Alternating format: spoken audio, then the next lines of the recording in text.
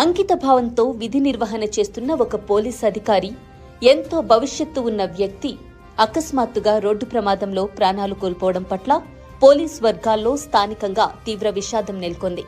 ముఖ్యమంత్రి Revanth Reddy security wing లో gunmen గా పనిచేస్తున్న కిరణ్ నిన్న రాత్రి జరిగిన రోడ్డు ప్రమాదంలో కన్నుమూశారు.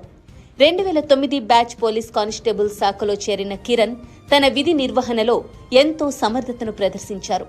పారదర్శకంగా నిబద్ధతతో పనిచేస్తూ ఉన్నతాధికారుల మన్ననలు పొందారు.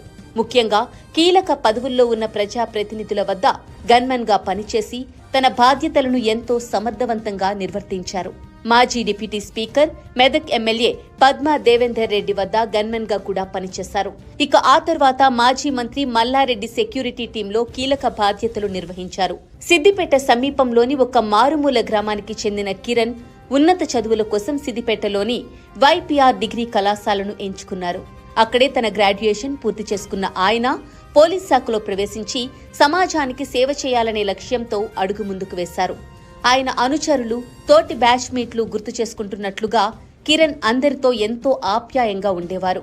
ఎంతటి ఒత్తిడిలో అయినా చిరునవ్వుతో పలకరించే మృదు స్వభావి కావడంతో సహోద్యోగులకు ఆయనంటే ఎంతో ఇష్టం. ఒక మంచి వ్యక్తి కిరణ్, కష్టపడే తత్వం ఉన్న వ్యక్తిని కోల్పోవడం పట్ల ఆయన మిత్రులు, పోలీస్ శాఖ అధికారులు దిగ్భ్రాంతి వ్యక్తం చేస్తున్నారు. చిన్న వయసులోనే ఇలాంటి ప్రమాదం జరగడం బాధాకరం. ఆయనకు భార్య, పిల్లలు ఉన్నారు. కుటుంబ సభ్యులందరికీ ఈ కష్టకాలంలో మనోధైర్యాన్ని కల్పించాలని వారి కుటుంబానికి ప్రగాఢ సానుభూతిని తెలియజేస్తున్నాం.